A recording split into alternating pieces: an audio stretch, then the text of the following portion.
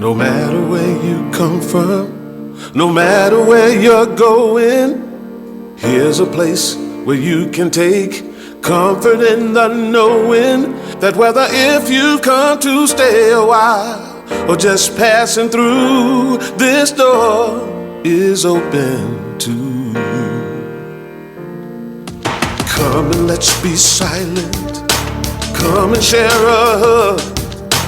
Come, let's pray together. Come, love and be loved. From the blissed out to the turned out, from the pampered to the abused, this door is open to you. Come on in, come on in, come on in, come on in. The God in us recognizes the God in you, the God in you.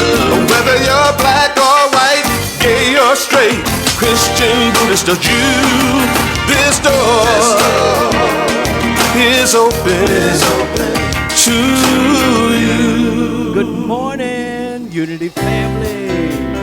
Yeah, please stand and join us.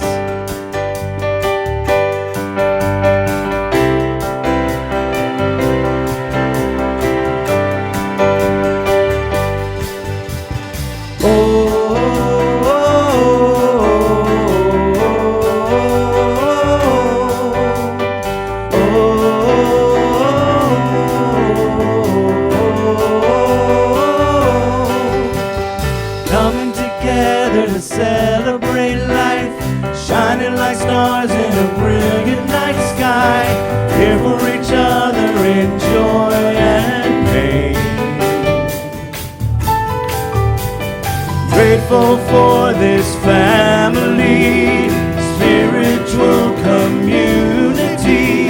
The love we share is sunshine after rain. All is well when we are together, greater, stronger. All is well.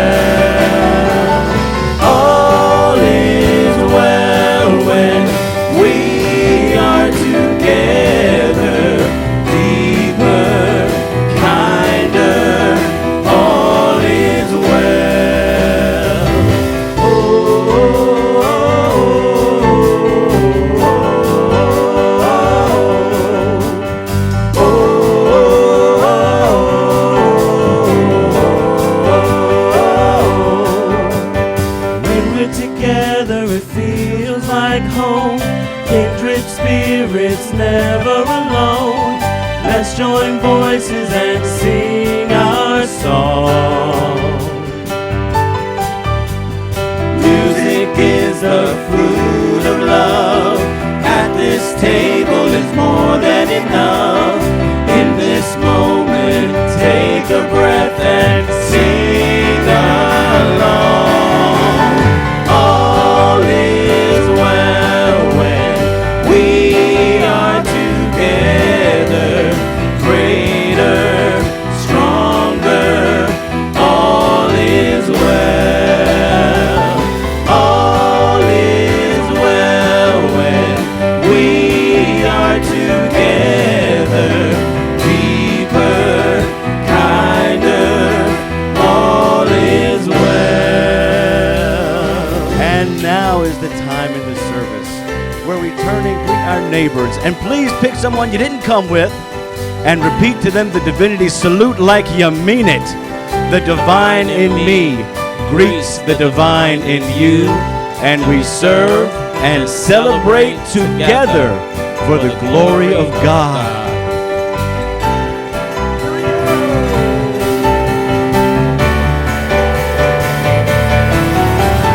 All is well when we are together. Greater, stronger, all is well. All is well when we are together.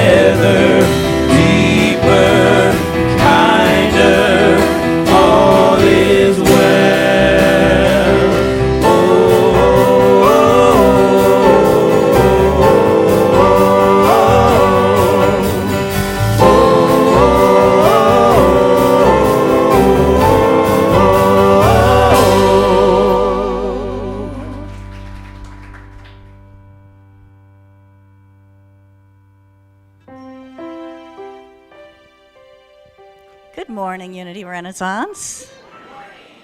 I love that song because there's something about the word together that really matters, doesn't it?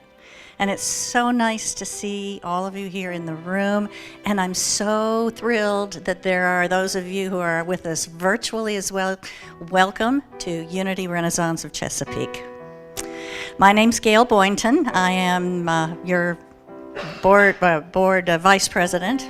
I had to think about that for a second. It's like, which one am I this year? But what's in the title, right? So I just want to let you know that Unity is positive, practical, progressive Christianity, and we follow the teachings and the example of our way shower, Jesus. And Jesus was all about love and oneness, wasn't he? And that's what we are learning and embracing while we're here. In Unity, we also honor all paths to God, all names for God, and all expressions of God. And every one of us is an expression of God. We have a vision and a mission statement, and each of these is important to who we are and how we show up in this world. So if you would join with me in our vision together, a spiritually awakened world living in peace, love, and joy. And we manifest that world through our being and how we grow. Let's do our mission together. We transform lives that transform the world. We're starting with ourselves, aren't we? So let's go into prayer. And I'd like for you to focus on your heart space and take a deep and slow breath in and out, anchoring yourself in this consciousness. Go deeper into your heart, that portal in which spirit comes into us. As beautiful expressions, we listen to our hearts, that higher dignity, that intelligence, and that deep, deep love and care and compassion, one of the highest vibrations on the love spectrum. Today we will be learning, we will be inspired, and we listen with our hearts. Very deep listening to connect with that divinity within us that's always there. We just need to listen. Take another deep and slow breath, and with an open heart, we enter into the service. And so it is. So we always have prayer support for you anytime that you need it, particularly during the service and even beyond. If you're doing this virtually, we have options for you online. One is unityrenaissance.org, where you can fill out a prayer request. You can also go to Silent Unity. Actually, you pick up the phone for that, and you dial a phone number. And I can't see it from here. Let's see, 816. You can see the number, right? Write it down. Just enter it down on your phone.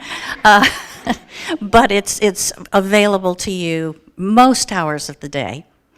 If you're here, we have a table just outside of the chapel where you can fill out a prayer request card and put it in the box, and someone will be praying for you and perhaps contact you. And we also have prayer chaplains who are available to give you that personal experience based on what your need is for prayer. And would our prayer chaplains please stand? They'll be in the chapel after the service. And the chapel's located just outside the door. Thank you all so much. And now I'm going to turn it over to our exuberant platform host today, Heidi. Woohoo! Hi, everybody. I'm Heidi, the exuberant. Now, so I'm Heidi Kohlberg, a grateful and enthusiastic member of Unity Renaissance, and it is a delight and a joy to be here with each and every one of you here in the sanctuary. And hi to everybody at home or wherever you may be traveling if you're tuning in virtually. So, now for the daily word. Our word for today is wholeness. And would you please join me in our affirmation? As a divine being, I am whole. I know I am whole, wondrously made, and a unique expression of the divine.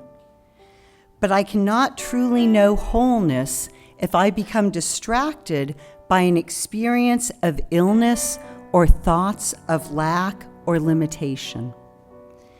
I do not resist limiting thoughts. Instead, I let the light of the divine understanding dissolve the darkness of spiritual ignorance. Remembering that divine life lives as me, I affirm my body's wholeness even if I am experiencing illness. Growing awareness of the limitless flow of divine ideas reminds me I have all I need to experience a joyous, abundant life. As I say yes again and again to my true spiritual nature, my life becomes an ever unfolding demonstration of wholeness. And this reading was inspired by the scripture verse, Luke chapter 11, verse 36. If then your whole body is full of light, with no part of it in darkness, it will be as full of light as when a lamp gives you the light with its rays. Thanks for letting me read. And now the Lord. Would you please stand? Thanks.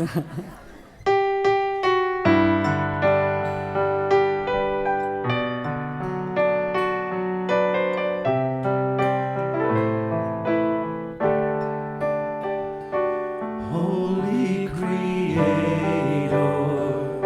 we praise your name, your will in heaven and earth the same. Supply our needs, Lord, from day to day. Let your forgiveness light our way.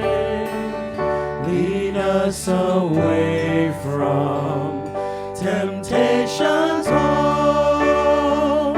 Deliver us, Lord, into your fold. For all the kingdom, power, and praise, with you began and with you stays.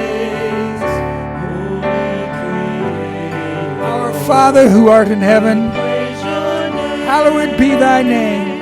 Your will Thy kingdom come, thy will be done, on earth as it is in heaven.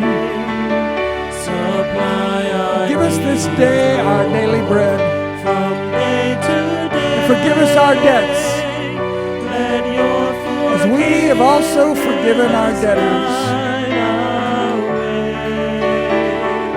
Lead us away. Lead us not into temptation, Temptation's but deliver us from evil.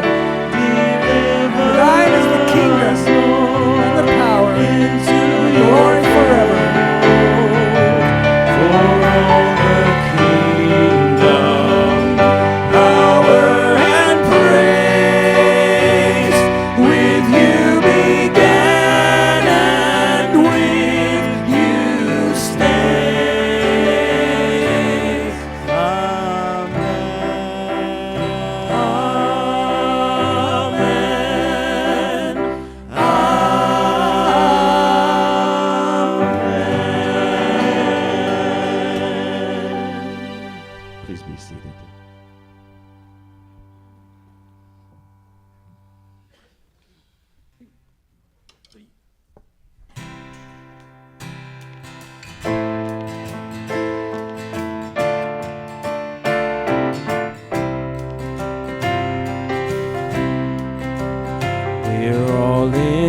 together, it's true as they say.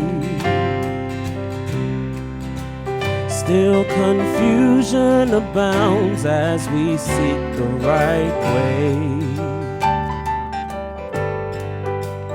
And I wonder sometimes what this world's coming to, and try to imagine what would Jesus do.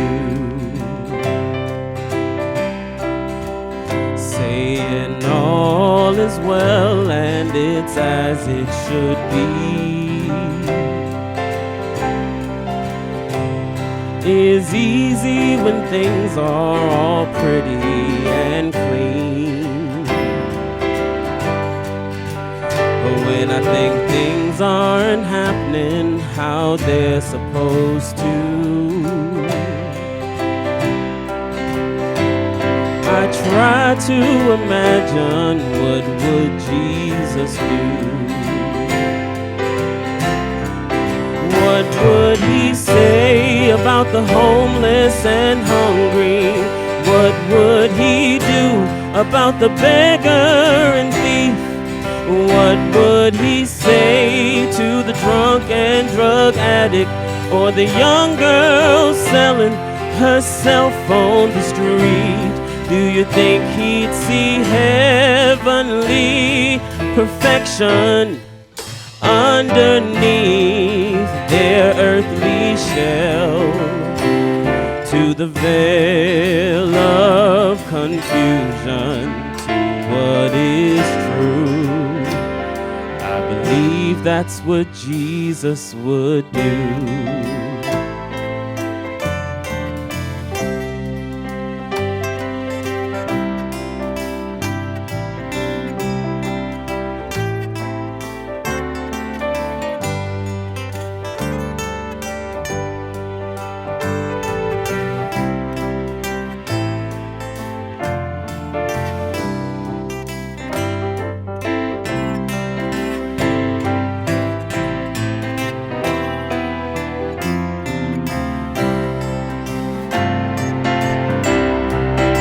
If we could all embrace our Christ presence and learn to forgive 10 times and again, and in each face see their divine essence, we could change the world without from within, and realize heavenly perfection underneath each earthly shell. Through the veil of confusion, what is true, I believe that's what Jesus would do. I believe that's what Jesus would do.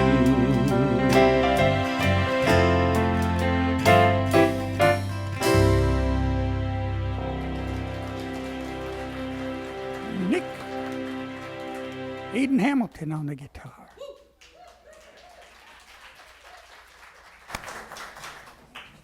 That was awesome. And it made me think about something. If Jesus were here, what would Jesus post? You know what I think? He'd make love go viral. Yeah. So today you're in for a lovely treat. Many of you know Tom Baker. For those of you who are not familiar with Tom Baker, I have a script. Except it's funny, how long with Unity? You'll have to ask him. So I asked. He's been coming here off and on for more than 30 years. So I think he should get a badge for that. For 10 years, he served as a Catholic priest for the Archdiocese of Louisville, doing parish work and teaching at St. Meinrad School of Theology. I actually Googled that and played the little thing to tell me how to say it.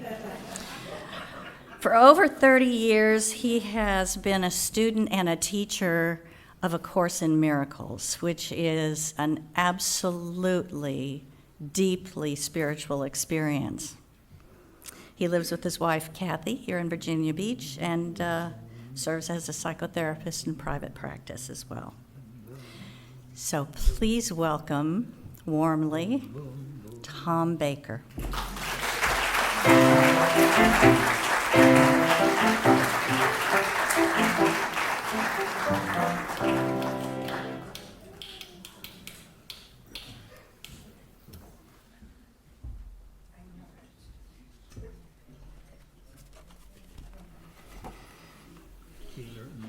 Well, we're going to talk about Jesus today.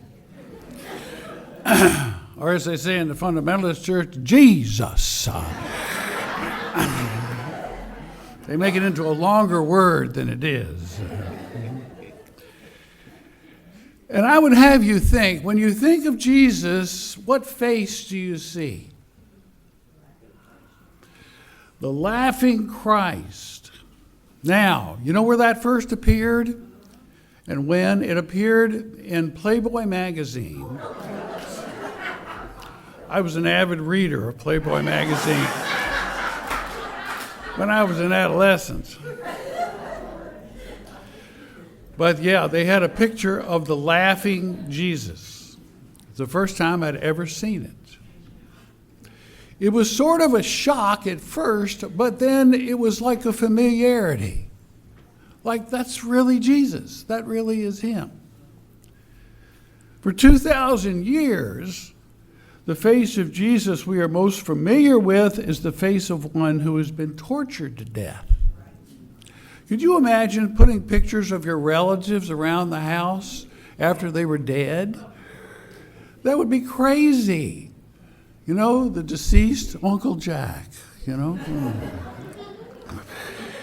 So, but of course, that's not the true Jesus. The true Jesus is not the dead Jesus. The true Jesus is the alive Jesus. Jesus is, not Jesus was. And he's alive in the way that Heidi is alive. He was exuberant. He was a spotlight. He was a spotlight of grace wherever he went. Everywhere Jesus went, people were healed and they came alive. In the middle of a storm on the Sea of Galilee, Jesus, the mystic, calmed down the storm, and saved the ship on which he was sleeping. Jesus was also a vital and concerned friend, as close as a brother, to everyone he met. We all know this gentle soul who is currently gently awaking us from a dream in which we are trapped. It is the dream of hatred and the dream of retribution. No pain, no gain. You know that dream? That dream in which you're nervous and afraid so much of the time. But he was a healer of all that. Think of the amazement when Jesus touched someone and they got well in just a few minutes right in front of your eyes. Especially, I think of the lepers who were disfigured and lived in wild places by themselves. When Jesus touched them, their faces became whole. Their cheeks became soft, and their smiles became real. That's what he could do. Wherever he went, lepers were greeting their families and hugging their friends. It was something. It was amazing. The lepers could go to their villages and say, hello, it's good to see you, rather than get out of my way, get away, get away. Now, when I have been really sick, without thinking, I would cry out, I'm sorry. You ever done that when you were really, really sick? I may be the only one. But it highlights something. I cry out, I'm sorry. I cried out, I'm sorry. Now, this came from a place in me below thinking, a kind of instinctual place, a primitive place in my mind. But it felt like in my sickness, I was being punished by God. The ancient God of the Old Testament, where there is the version of a deity who seeks revenge, who seeks retribution. He's like a silent, deadly drone who smites you. Now, that's exciting, but it's very worrisome. When Jesus healed, he often forgave sins, as if to say what was making you sick or making you vulnerable to sickness no longer exists. And people got it and got well in just a few minutes. For Jesus' version of God was a gentle, healing God of compassion and grace. Yet in hearing confessions, I often encountered that God of whom people were terrified. One day before Christmas, when we heard the children's confessions, a little girl came into the confession trembling.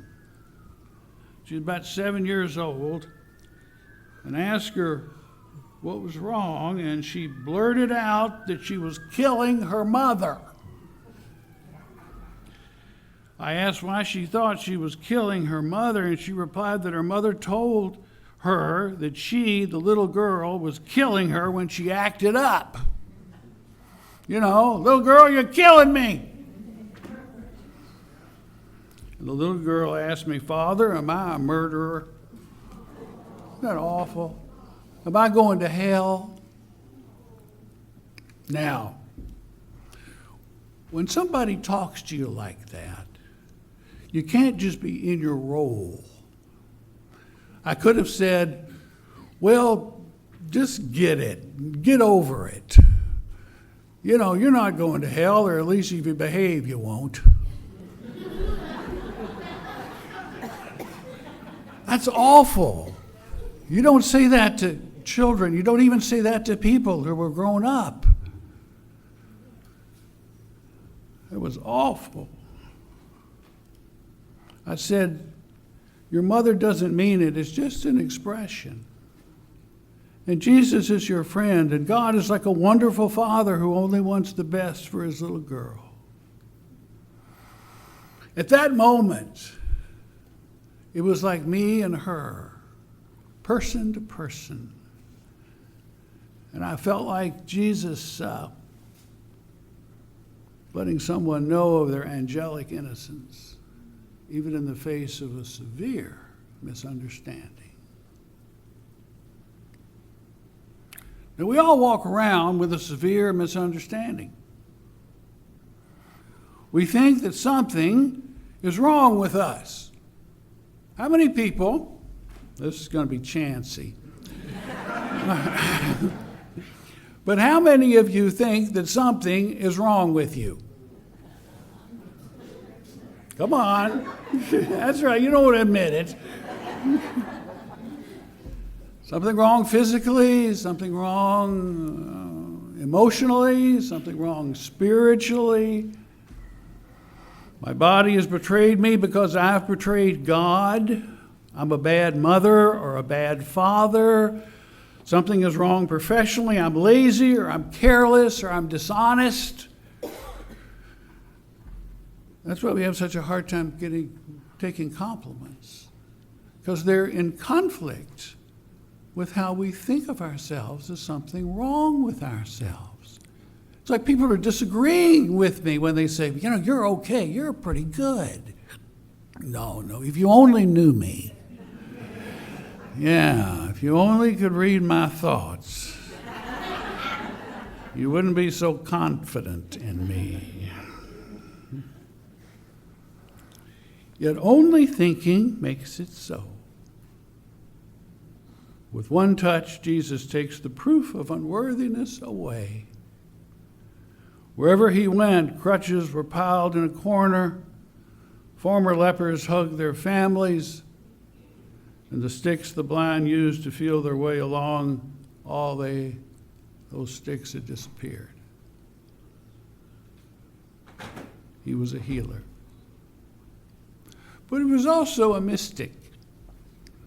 Now, I can truly say that in this church, when I talk about mystics, I'm kind of talking to the choir. We have several mystics in the congregation. They don't make much noise, but they smile a lot. They don't take over the spotlight, but you notice a light around them. Those are the mystics. A mystic is a person who believes in their own innocence and the innocence of everyone that they encounter. Every mystic sees the best in everybody and cultivates the goodness and strength of God in everyone they meet. In seeing God everywhere and in everyone, their vision is that of love for all and connection with even the most despicable or misunderstood human beings. You fill in the blank. Who is that despicable and misunderstood human being that you carry around with you? That you cannot see their innocence. Think of them as a child in a diaper. That little kid who can't stand to be disappointed. That's a lot of the despicable people in the world. They just can't stand to be disappointed. They're kind of mean. But the mystic is in touch with God most of the time. A wonderful mystic of modern times was Fred Rogers, known to everybody as Mr. Rogers. Call me Mister, says Fred. I knew a man who had taught Fred Rogers when he was in the seminary, and he said that Fred was the same person in person as he was on TV.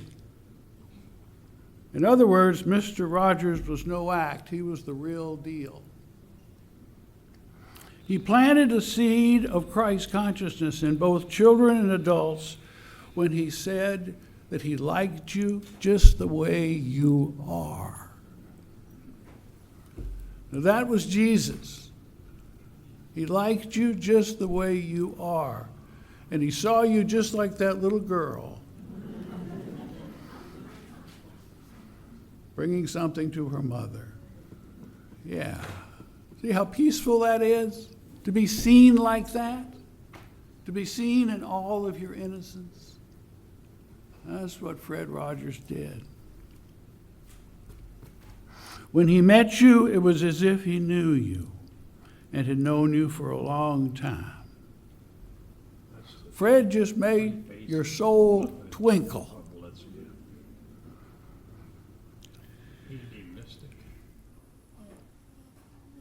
Somebody got the radio on.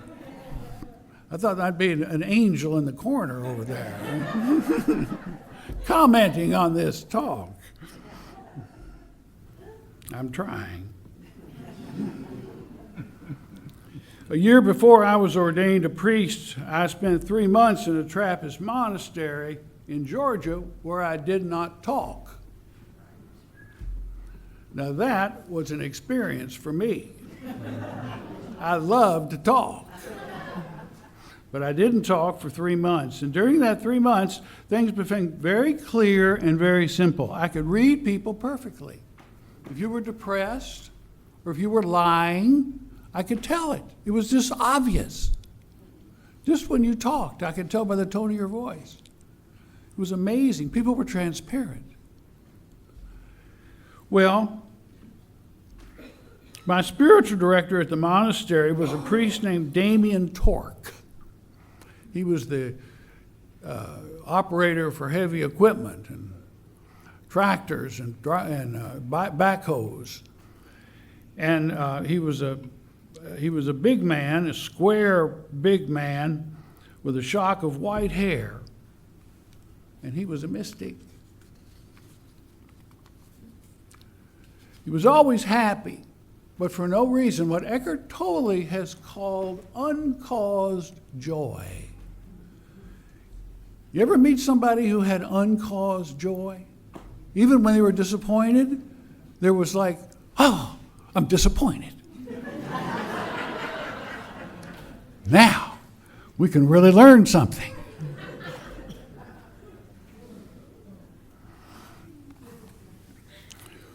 One bright Sunday in July, we had a perfect summer day, and I went to Father Damien's room and asked him if he'd like to take a walk. He was sitting in a rather dim room with the shades drawn. He smiled at me and said, "Not today, it's too beautiful. If I went out today, it would be too much. Beautiful days make me ecstatic. I would be too happy to talk, and I would dance around and act silly. Even on a regular day, I have to suppress my joy." I asked him what his secret was to such ecstasy. He said, "Well, I'm a reverse paranoiac. I'm a reverse paranoiac. The world is conspiring to make me happy." Isn't that a lovely way to talk about your happiness? Yeah. I think that the whole world, Edgar Casey said that Jesus laughed and told jokes on his way to the cross. It must have been a beautiful day. He was in ecstasy. He was all right. He knew he was innocent, and he knew he would live forever. Now, Jesus' brother, and I will say great friend. Jesus was friendly. He was very happy. He knew you the first time you met as if he had known you all your life, and he made a connection with you. Now, you've known people like that, people that you get close to, and they make a connection with you. And no matter how long between when you talk, you just left up where you stopped before. That was Jesus. He was always kind of in the middle of the last conversation you had with him.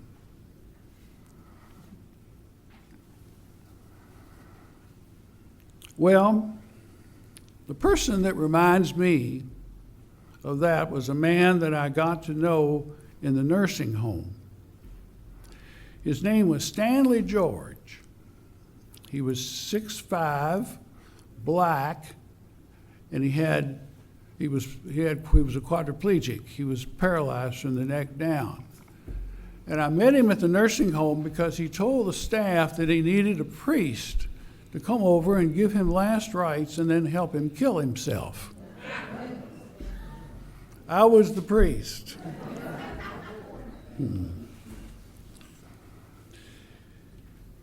Well, the world was not conspiring to make him happy.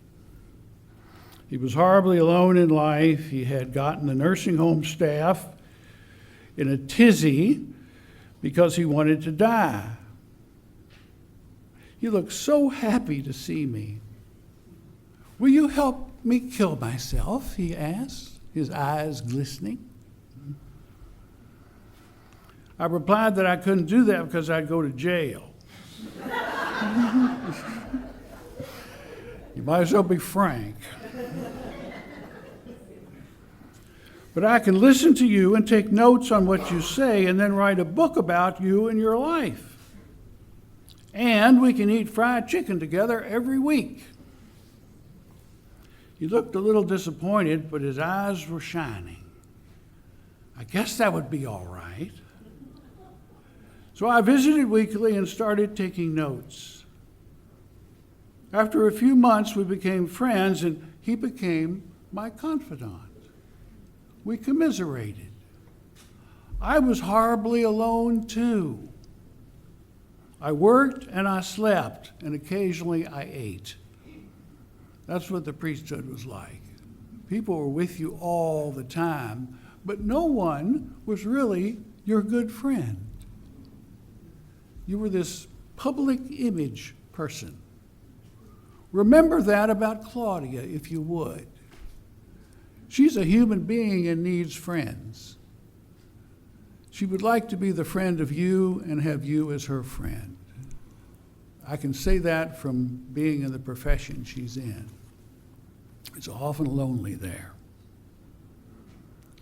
So I was horribly alone, and Stanley was horribly alone, and neither of us could have sex.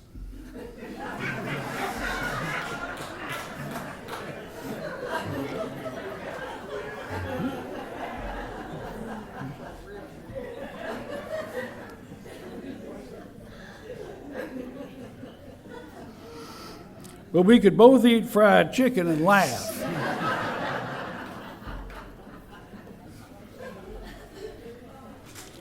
Stanley taught me the meaning of courage, to keep living when there was no other choice. Sometimes that's courage. He also showed me how to be resilient and kind to people who did not care about me. Stanley had to do that all day. Be kind to your caregivers, or they won't take care of you.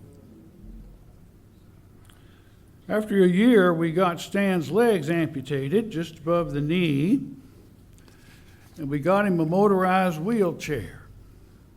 He was suddenly mobile. I said, "Stanley, do you have a wish?" He said, "Yes." I said, "What do you want?" He said, "I want to go to this sleazy movie down the street. A raunchy sex movie." So we went.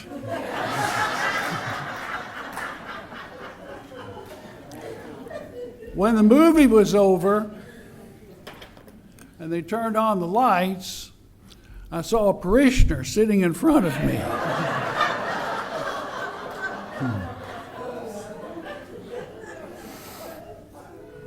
The parishioner stood up and he said, "What are you doing here?" I said to him, "I could ask you the same question." But then I said, "Oh, I'm with Stanley. He wants to see this movie." I was a chicken in those days.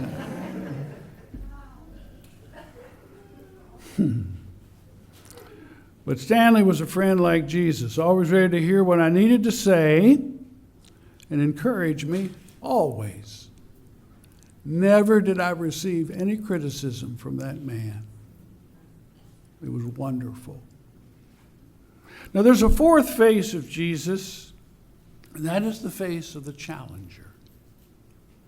Gentle but firm, he taught people who and what they really were and asked them to commit themselves to their true selves.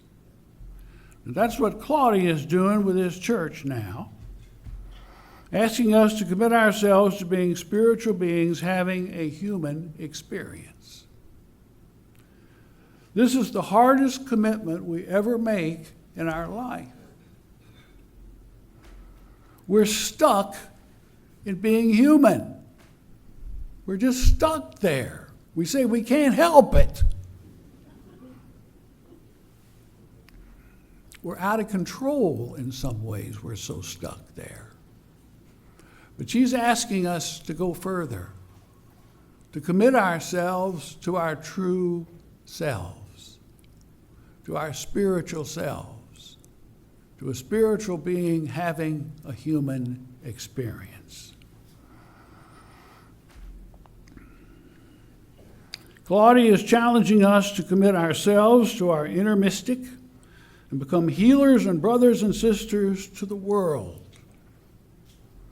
That will make us transformers of the world, one person at a time, just like Jesus.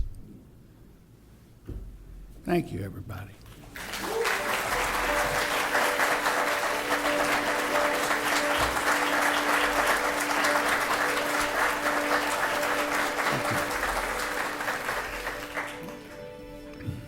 Now we have our meditation. And I would have you open your minds and hearts to a new idea. And the new idea is that you are a healer. You are a mystic. And you are a great friend, like a brother or a sister to so many.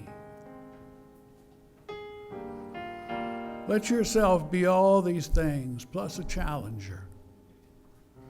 You challenge yourself and you challenge others to be who they are and the best people they can be. That's great. So go deep down into who you really are and what you really are, which is a child of God. And know that love created you like itself. That's right. He created you in the image of God, which is love. You are the image of that which has no beginning and has no end. You are mystical and kind, and inside, deep down, way deep down, is the complete confidence that you are happy and that nothing in this world, no matter how attractive or how horrifying, can take that happiness away.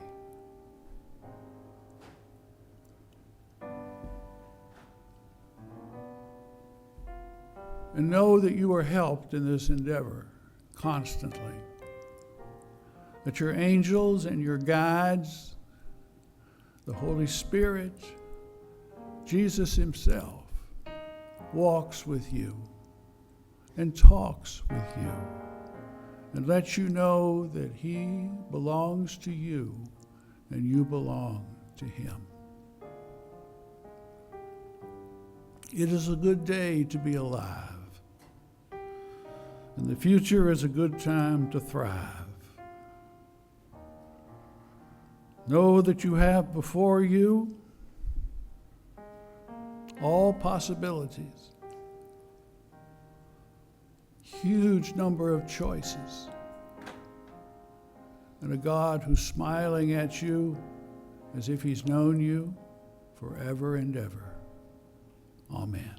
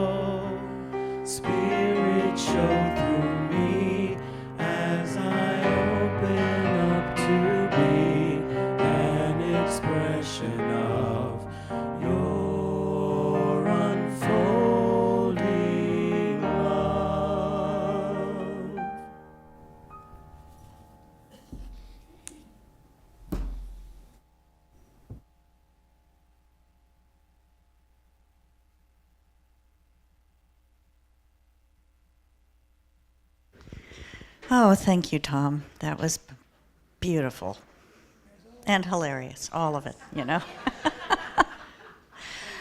And I think I'm just feeling really blessed to be in this community. And this is the time to express our own feelings of that, to give to this church that supplies us with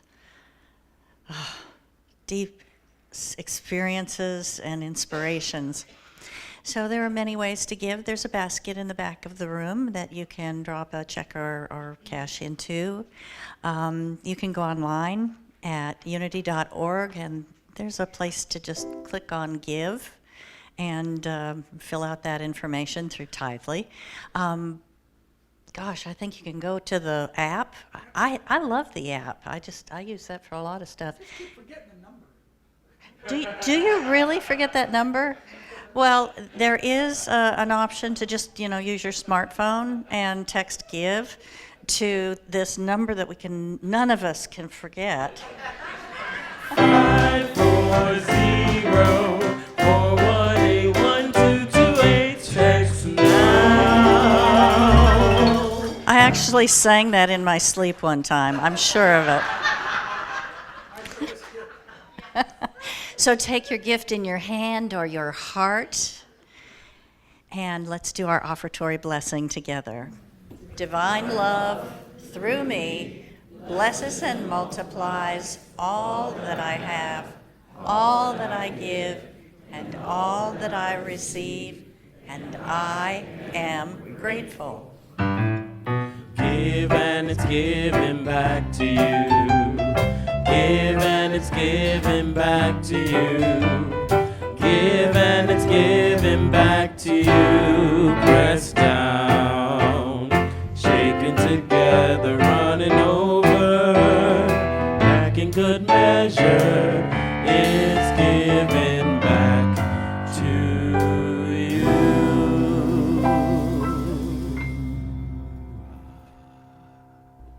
You're on, boy. 1, 2, 3.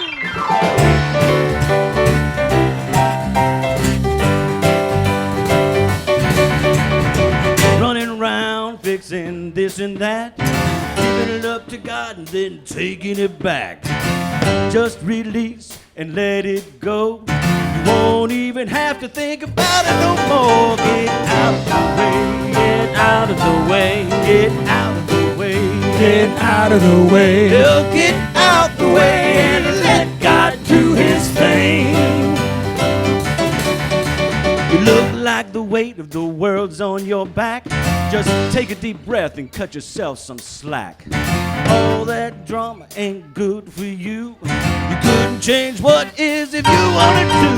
Get out of the way, get out of the way, get out of the way, get out of the way, oh, get out the way and let God do his thing. Which got a Aiden.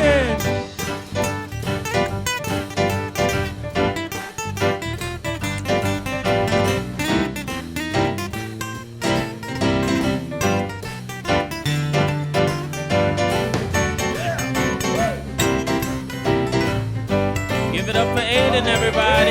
Richard.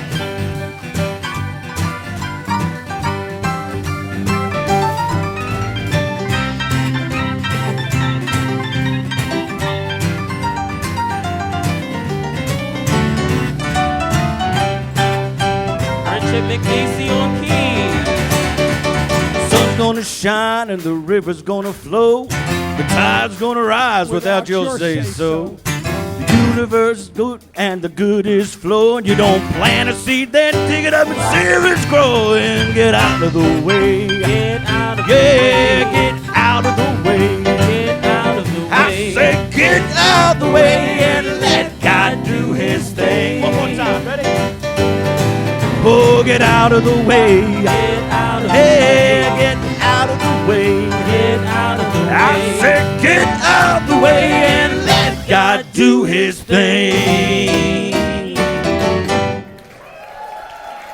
Boy Black, everybody. Is this on? Is this on?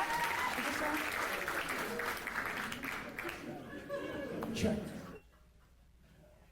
Gosh. How are we supposed to follow that? You don't. You don't. We don't? Okay then. oh, good. We're done. All righty. This is the time when we like to recognize and call out all you first-timers. If this is the first time that you've been here at Unity Renaissance, we would really love to recognize you. If you would stand, there's somebody that will bring... Stand. Yes. Wow. Yes. Awesome. Awesome. Stay standing until they get to you, and we have a gift for you. Inside the packet, there's a card you can fill out and take it to the bookstore to get another gift. And we hope you'll come back again.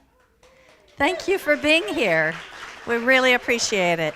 And for any of you who are online for the first time, You know, you need to let us know you were on here for the first time. We'll make sure you get something, okay?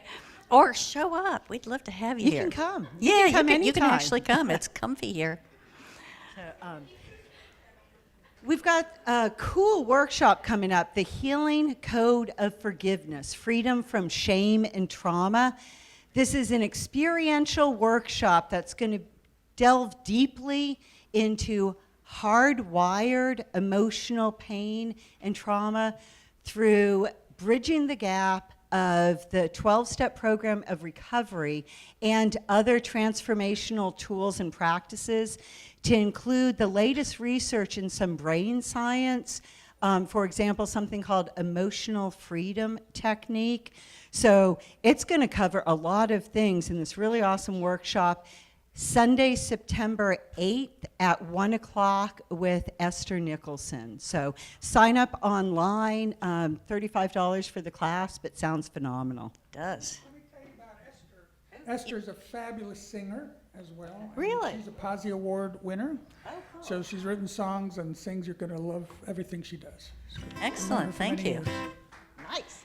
Well, as you know, Christopher Naughton is going to be doing a class in September that's 4 parts, and he's going to be out in the Narthex area to give you any information that you'd like about it and to sign you up if you're interested as well. We would love to invite you to do that, and we have a video for you, so please watch. Hey, hi, I'm Reverend Jenny Roll. I am a Unity minister and a former licensed Unity teacher at Unity Renaissance. But what I'm here to talk about is something I am so excited about. Christopher Naughton is starting a brand new class series called One Step Beyond. It's coming this fall. You can see it in person. You'll be able to see it on Zoom or video on demand. And the reason I'm so excited about it is every topic that's going to be discussed in this class is something that I am so interested in and want to know more about. So I want to ask you this. Are you willing to go out on the edge of your spiritual journey? Are you ready to expand into unlimited possibilities and discoveries? Then guess what? Sign up today on unityrenaissance.org. Christopher has 4 amazing, nationally recognized guests who will answer your questions and mine on how supernatural phenomena, from crop circles to near and sheared death experiences to visions of the Virgin Mary and angels, as well as UFOs and UAPs, will change religion and your and my spiritual journey. So I invite you to see the ad in Spirituality and Health magazine, now a Unity publication, and then go to unityrenaissance.org/one-step-beyond, where you can find out more and sign up now. The series starts September 18th. Substantial savings will be given to you if you sign up by September 11. Scholarships are also available. Alan Cohen, who's going to be one of the speakers in this series, that maybe some of you have read his book, some of you have seen him at the Unity Spiritual Centers. This is what he's saying about the times that we are in right now. And it goes like this. The paranormal is becoming normal, the supernatural natural, and the extrasensory sensory. Let's go one step beyond. I'm going to be there. See you there. Awesome. Before we move, you're next, right? I'm next. You're next. And I think we've got a living example of what's next. So this afternoon, right after the service, the mighty men of Unity will be providing hot dogs with all the fixins. So come on out, have a hot dog, and chat with some of the gentlemen. Woo-hoo! I'm a cannibal. Thanks, dog. You can take a seat now.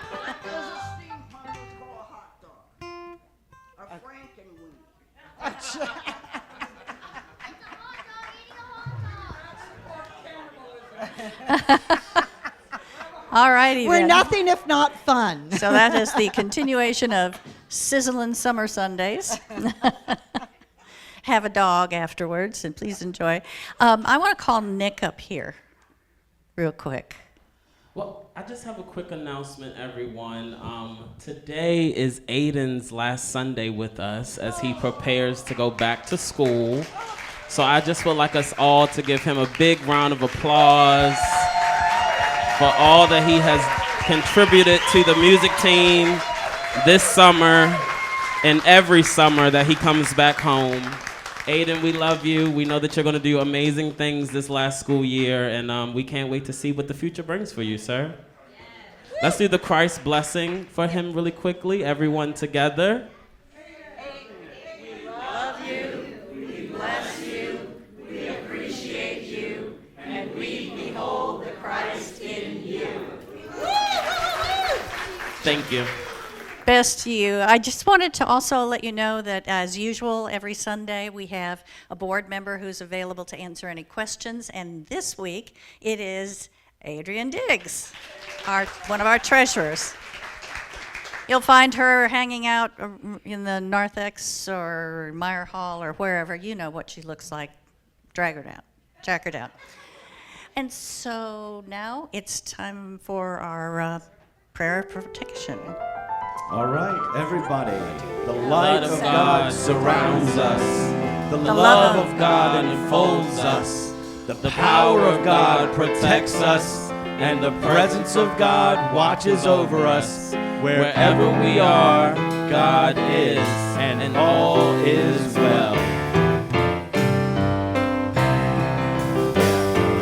Let there be peace on earth, and let it begin with me. Let there be peace on earth, the peace that was meant to be. With God as creator, family all are we. Let us walk with each other in perfect harmony. Let peace begin with me.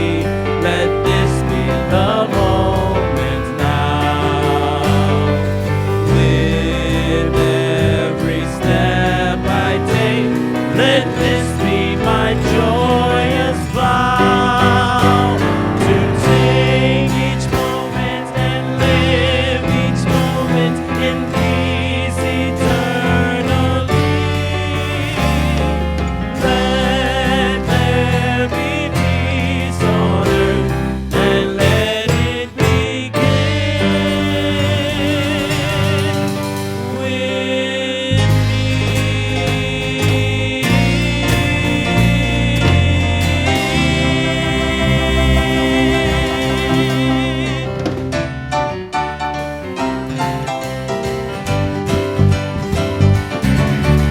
Get out of the way, out of the way, get out of the way, get out of the way. I say get out the way and let God do his thing. Yeah, get out of the way, get out of the way, get out of the way, get out of the way. I said get out the way and let God do his thing.